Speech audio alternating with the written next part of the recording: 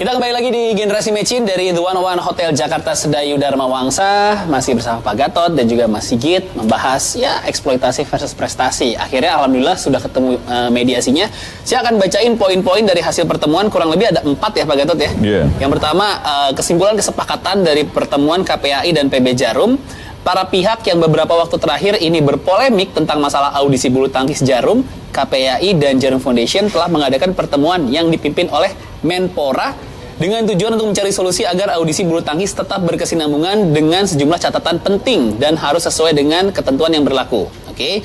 Poin kedua, alasan utama adanya kesinambungan audisi bulu tangkis ini adalah dengan mempertimbangkan adanya ketersediaan atlet bulu tangkis usia muda secara selektif dan berjenjang dalam berkontribusi bagi proses pembibitan atlet bulu tangkis nasional karena cabur bulu tangkis masih menjadi salah satu cabang olahraga penyumbang utama. Oke, salah satu kayaknya satu-satunya Pak, mungkin kebanyakan Pak. Itu kata Luis Pongo katanya memperhalus. Diperhalus ya.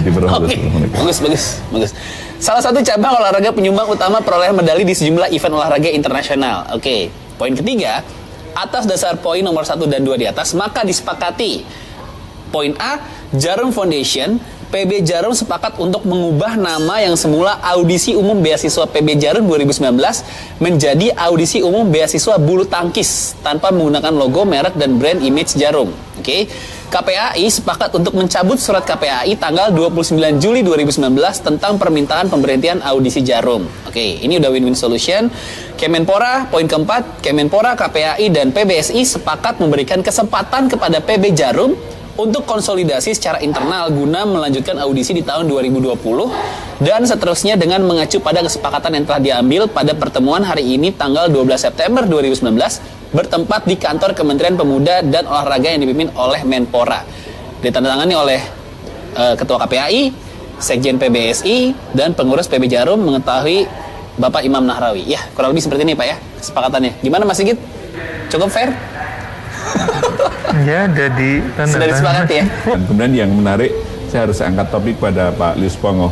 Tadi yang mengubah kata-kata menjadi salah satu itu Luis Pongo sendiri. Karena itu menunjukkan Jarum itu tidak ingin jumawa, sombong gitu. Janganlah kami hanya salah satu. Padahal faktanya memang satu-satunya yang paling penyumbang medali emas gitu. Sudah jelas. Iya, kayak gitu ya diperhalus. Oke, tapi mengingat bulu tangkis ini menjadi satu-satunya Pak, sebenarnya nggak mengkhawatirkan juga dengan dikejarnya negara-negara lain sebenarnya. Ya, kita lihatlah sekarang mungkin dari sektor putri sudah lama sekali kita tidak ada sumbangan medali di situ. Masih bergantungan di ganda putra, ganda tunggal mungkin sempat ada di Asian Games ya dengan eksploitasi badan Jojo. Itu baru eksploitasi tuh. Nggak ya, buat cewek-cewek aja itu ya. Nah ini dari pihak Kemenpora menanggapi ini gimana? Ya tentu saja kami sangat prihatin ya, karena bahkan pernah suatu saat saya ketemu dengan juara tunggal putri bulu tangkis Olimpiade, itu kan dari Spanyol kan ya? Iya. Betul, itu aneh juga. Itu jangan keliru loh, itu alumnus Cipayung loh ya. Hah? Alumnus Cipayung, coba tanya Mas Sigit. Emang iya? Iya, dia pernah latihan di Cipayung. Jadi bukan latihan, kayak pertukaran pelajar latihan di Cipayung. Iya, jadi seperti misalnya kita lah, pengennya sih, tapi kita berapa kali ngirim timnas ke luar negeri, tapi nggak kayak tuannya di timnas apa nih Pak? Iya, bola maksudnya. Tapi nggak pernah kayak di tempat tuannya di mana kita latihan.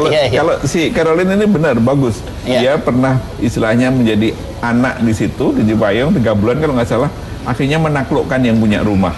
Dan itu menggambarkan bahwa masih ada something yang perlu dibenahi, khususnya andalan kita kan di ganda putra. Betul. Tempo hari ada Owi Butet, tapi sekarang sektor di bawahnya itu campuran terlalu jauh banget ya gitu. Jadi poinnya ada hal mungkin Mas Sigit lebih tahu daripada saya. Pertama adalah bagaimana strategi pembinaannya dan sebagainya, plus yang satu lagi tentang masalah sport science. Jadi sekarang kenapa saya masih ingat waktu saya masih kecil, kenapa dulu yang jadi juara hanya Indonesia, Cina setelah masuk IBF ya. Tapi sebelumnya kan Indonesia, Denmark, atau Indonesia lebih banyak gitu.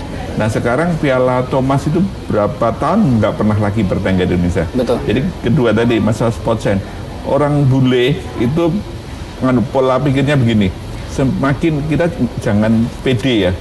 Semakin banyak hadiah yang diperoleh, kita ikut sirkuit open di luar negeri, kita semakin senang. Jangan keliru, kita itu gerak-geriknya dianalisa berdasarkan sport science yang mereka miliki. oh kelemahannya Indonesia adalah ini. Jadi kalau tadi dikemukakan, kenapa sekarang banyak negara lain yang juga tumbuh subur? Karena mereka pinter-pinternya mereka melakukan spot intelligence. Nah, spot intelligence jadi kayak ada mata-mata untuk menghitung analisa. Menganalisa seperti itu. Itu yang kedua. Dan yang ketiga yang tidak kalah pentingnya, ya kadang-kadang ya masalah mentalitas kita. Saya masih ingat kalau nggak salah kapan itu waktu Anthony Ginting main atau Jojo main gitu, begitu pihak lawan itu seakan-akan sudah menunjukkan keperkasaannya, itu secara mentality kita sudah drop dulu. Nah, semoga hal tersebut, saya yakin beliau dulu menjadi juara dunia itu, hal-hal seperti itu sudah bisa teratasi gitu. Mas Sigit, gimana Mas Sigit? Mungkin dianalisa kayak, atlet ini masih pusing mikirin kreditan rumah nih. Sport science. Ya memang dibutuhkan ya, seperti yang tadi Pak Gatot sampaikan, bahwa saat sekarang ini bulu tangkis memang sangat berkembang sekali. Kemudian selain yang dibilang sport intelijen ya Pak ya. Bahkan kemarin tuh ada kayak perkenalan atlet-atlet bulu tangkis Inggris, dan itu sangat grande sekali gitu kayaknya di Inggris itu ya. Kan juga ada beberapa pelatih yang memang dari Indonesia yang sedang melatih di luar. Tentunya itu juga sangat berpengaruh sekali, meskipun tidak bisa disalahkan karena memang tidak mungkin semua bisa ditampung di sini kan gitu. Mereka juga butuh satu pekerjaan, butuh menjadi tulang punggung keluarga kan, itu memang tuntutan ya, seperti itu. Nah, di balik itu memang saya nyelot dikit aja. Boleh Pak. Yang menjadi pelatihnya Taufik Hidayat itu adalah yang membesarkan India saat ini. Pelatih Taufik Hidayat dulu, sekarang membesarkan India. Sekarang Mulya Handayani ada di dulu sempat di India. Tapi sekarang ya salah satunya ya. Kemudian juga ada beberapa yang lain lagi yang memang ada di luar. Tapi di sini bagaimanapun juga kita harus tetap mau belajar. Kemudian bukan tertinggal sebenarnya, terkejar sebenarnya. Saya nggak mau bilang terketinggal, saya terkejar itu. Jadi apa yang dilakukan mereka mesti kita pelajari juga, karena memang kita nggak boleh apa yang disampaikan tadi, nggak boleh jumawa merasa mentang-mentang negara bulu tangkis, tapi kita itu karena menjadi negara bulu tangkis jadi selalu diawasi gerak-geriknya, selalu diikutin, kemudian kelemahannya di mana, kelebihannya di mana. Nah, ini yang harus kita juga mesti belajar lah gitu. Jadi kalau misalnya dulu Thomas Cup beberapa kali di Indonesia, sekarang ada di negeri sana, tentunya kita berharap bahwa selanjutnya pulang ke Indonesia lagi, kemudian Sudirman Cup juga bisa kita raih. Iya, betul. Ya kan, harapannya Olimpiade dong itu. Pasti, Olimpiade. Ya paling dekat kan tahun depan Olimpik ya. Olimpik. Ya kita harapannya memang masih ada emas yang kita dapetin di Olimpik nanti. Mengingat ganda terakhir juga di All England All Indonesian Final, ya betul ya Mas? Iya. Kemungkinan di Olimpiade masih optimis dah. Karena masih ada waktu 1 tahun, sehingga persiapan untuk mencapai di Olimpiade nanti saya rasa masih ada kesempatan, untuk itu, masih bisa berkembang terus. Gitu. Saya mau nutup acara ini, mungkin ada yang mau disampaikan dari Mas Sigit, harapannya dari bulu tangkis terhadap peran pemerintah. Ada sesuatu yang dibutuhkan selain mediasi? Duit. Ragu-ragu Sigit. Ya apa, biar itu menjadi pembelajaran. Betul. Mas, biar saya nonton juga asik juara gitu. Saya mah penonton aja. Ya tentunya support pemerintah selain dari sektor uang tadi ya, mungkin ya support. Masih kurang Pak, masih kurang. Udah yang bola di bulu tangkis aja Pak. Iya. Fasilitas ya Pak ya. Fasilitas. Sarana prasarana, kemudian juga bukan hanya dari cabang bulu tangkis saja. Kalau misalnya mereka bisa menjadi juara dunia di sektor apapun itu. Bulu tangkis saja nggak apa-apa Mas Sigit, bulu tangkis saja jadi, spesifik. kan butuh satu apa ya, masa depan setelah itu. Oke. Olahraga kan ada batasnya, nggak mungkin main bulu tangkis Oke, sampai jaminan seumur- masa kecuali depan catur. pasca Kalau pensiun catur, ya. Iya. Jaminan pasca gantung raket ya, kurang lebih ada itunya ya, juga ya. setelah mereka masa emasnya itu selesai dengan apa yang sudah mereka capai, ya harapannya apa ya, ada ya monggo pemerintah lah untuk Oke, siap. Mudah-mudahan di ini Pak Baik, Gatot. terima kasih. Apa yang disampaikan Mas Sigit tadi benar ya. Wajar sih, karena fakta bulu tangkis itu sudah memberikan yang terbaik lah, dan masih the best one dibandingkan cabang olahraga yang lain, dan itu bisa rutin dari satu event ke event yang lain. Tentu saja pemerintah menangkap itu dengan suasana yang terbuka. Kalau tentang masa depan, alhamdulillah kemarin per tanggal 2 Maret 2019 itu Pak Menpora memberikan sertifikat tanda mereka itu hanya saja masih ada dengan catatan itu bagi para peraih tidak hanya cabang olahraga bulu tangkis, tapi yang dominan itu bulu tangkis kemarin.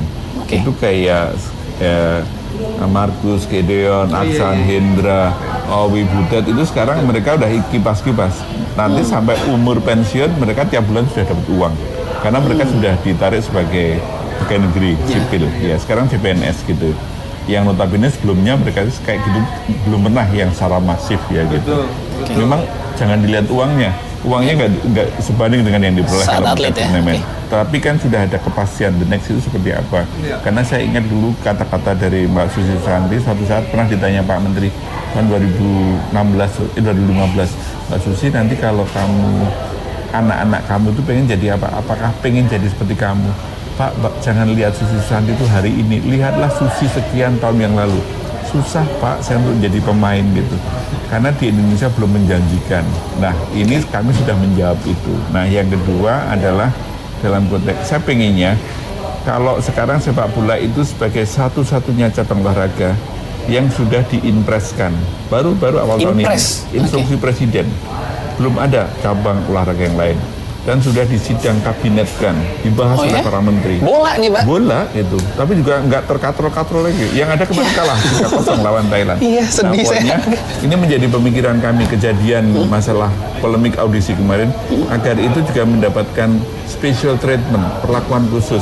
Karena kalau sudah diimpreskan, nanti gampang banget. Nanti bagaimana tentang masalah apakah mesti harus selamanya itu ada di payung, ada nggak yang lebih representatif, lebih dekat dari sini. Kemudian yang kedua bagaimana peralatan, bagaimana akomodasinya dan sebagainya. Kami meskipun saya bukan mantan atlet bulu tangkis, tapi rasanya ngiri. Maksud sih yang sudah memberikan yang terbaik kok belum mendapatkan.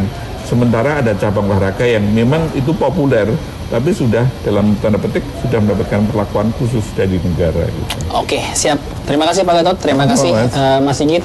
Kita masih berharap dengan prestasi bulu tangkis, tentunya dengan pembinaan dari usia dini yang salah satunya dilakukan oleh PB Jarum, karena masih banyak anak-anak kecil di sana yang bermimpi untuk menjadi juara seperti idolanya, seperti saya dulu waktu kecil. Kita pakai net pagar ya. Saya tuh betul Pak. Saya itu selalu jadi Ricky Rexi dan Sigit Chandra.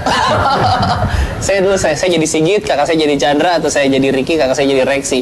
Tapi tentunya atlet-atlet yang berprestasi ya, dan tentunya dengan support dari pemerintah juga yang sudah dilakukan seperti hari ini, dilakukan mediasi antara PB Jarum dan juga KPAI. Terima kasih Pak Gatot, terima kasih Mas Sigit.